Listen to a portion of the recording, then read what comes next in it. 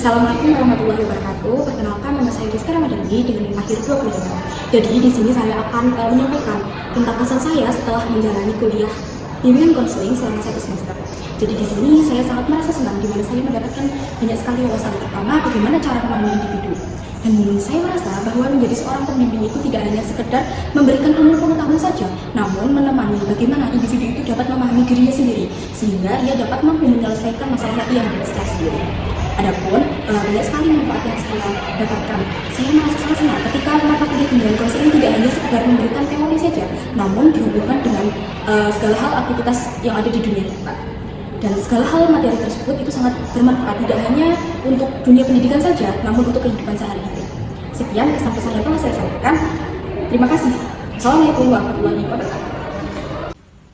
Perkenalkan, saya Marsya Oktavia Ramadhani dengan NIM K7524008. Di sini saya akan menjelaskan pesan dan kesan saya setelah mengikuti mata kuliah bimbingan konseling selama 1 semester yang diampu oleh Bu Lila selaku dosen pengampu. Bu Lila selama menjadi dosen kami, beliau merupakan dosen yang sangat baik dan ramah kepada mahasiswanya sehingga membuat saya merasa sangat antusias untuk mengikuti setiap mata kuliah yang dibimbing oleh beliau. Setiap materi yang dijelaskan oleh beliau, saya sebagai mahasiswanya merasa sangat mengerti dan paham tentang rincian dari materi karena beliau menjelaskannya dengan sangat baik sehingga kami langsung mengetahui inti dari materi yang dijelaskan oleh beliau. Beliau merupakan dosen yang sangat sabar dan pengertian terhadap mahasiswanya karena saat kami ataupun teman-teman saya memiliki pertanyaan ataupun saya kurang paham dengan materinya, beliau tidak ragu untuk menjawab pertanyaan-pertanyaan dari kami ataupun mengulang menjelaskan materi di bagian yang belum kita pahami, sehingga kami sangat mengapresiasi ketulusan beliau dalam mengajar pada mata kuliah ini. Terakhir, saya mengucapkan terima kasih banyak kepada Bu Lila karena telah mengajari kami tentang bagaimana konsep dari bimbingan konseling itu sendiri. Setelah mengikuti pembelajaran ini, saya menjadi tahu bahwa konsep guru itu tidak hanya mendidik tetapi juga membimbing para siswanya sehingga tugas dari guru BK itu tidak hanya dilakukan oleh guru BK itu sendiri tetapi juga dibantu oleh guru-guru yang lainnya dan juga dibantu oleh fasilitator sekolah. Gak ada salah kata, saya mohon maaf. Wassalamualaikum warahmatullahi wabarakatuh. Assalamualaikum warahmatullahi wabarakatuh. Yang terhormat Bu Lila selaku pengampu mata kuliah bimbingan konseling. Perkenalkan, nama saya Berlinia Putrisya dengan NIM akhir 19. Di sini saya akan menyampaikan pesan setelah saya mengenal bimbingan konseling. Sebelumnya, saya hanya mengira bimbingan konseling adalah tempat untuk siswa yang bermasalah, nilainya turun, atau melanggar aturan sekolah, dihukum atau dinasihati.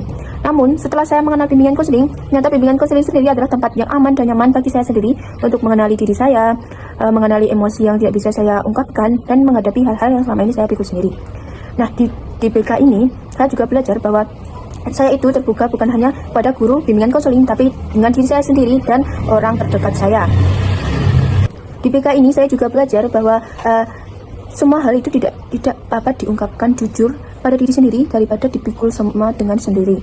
Nah, itulah yang saya rasakan. Sekian yang dapat saya sampaikan. Wassalamualaikum warahmatullahi wabarakatuh. Perkenalkan, nama saya Ilham Syafrin Al-Fatah dengan NIM K7524031. Di masa SMA, BK hanya cenderung berfokus pada penanganan saja. Namun pada materi perkuliahan, BK cukup kompleks, di mana BK menerapkan fungsi pencegahan, penyembuhan, dan pengembangan potensi diri atau 4 pilar bidang kehidupan.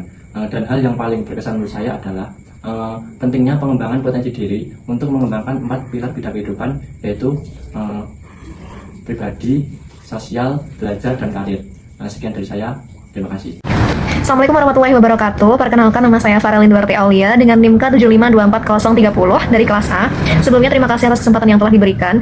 Tujuan saya di sini adalah menyampaikan refleksi setelah saya menerima mata kuliah bimbingan konseling selama semester 2. Jadi apa yang saya dapatkan di sini dan apa yang telah saya refleksikan dan saya simpulkan, saya memahami bahwa bimbingan konseling itu merupakan sistem layanan pendidikan yang sifatnya proaktif, preventif, dan pengembangan, tidak hanya bersifat responsif saja terhadap suatu masalah.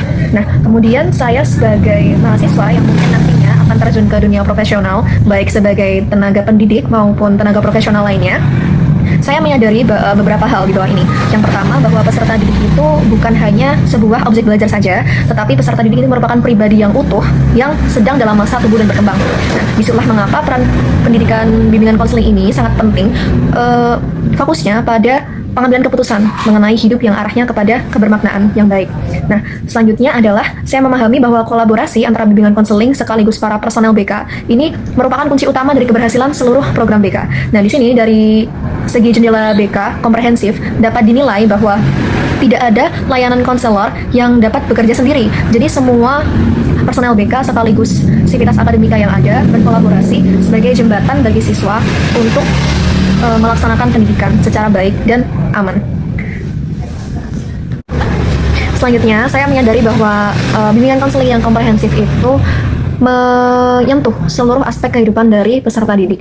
Jadi semua komponen yang ada itu haruslah selaras dengan prinsip-prinsip BK, asas BK yang menjunjung tinggi nilai-nilai seperti nilai kemanusiaan, nilai kejujuran, nilai keterbukaan, dan lain-lain. Selanjutnya, peran bimbingan konseling sendiri bukan hanya sebagai penyelesaian masalah saja, tetapi diharapkan di sini BK atau bimbingan konseling dapat menjadi fasilitator, kemudian juga mitra pertumbuhan dan sekaligus penyedia ruang yang aman bagi peserta didik untuk dapat tumbuh dan berkembang khususnya di lingkungan pendidikan seperti itu.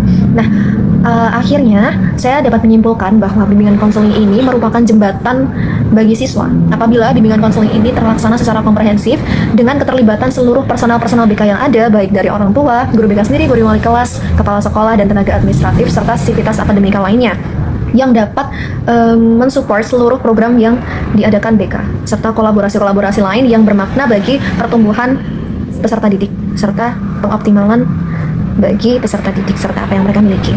Nah, di situ setiap orang dewasa juga, setiap orang-orang yang terlibat di dalamnya itu memiliki tanggung jawab yang sama untuk menjaga semua program yang telah terlaksana itu supaya sifatnya berkesinambungan, tetap kokoh, terbuka, dan juga berpihak kepada masa depan yang fokusnya ini tentu saja kepada peserta didik.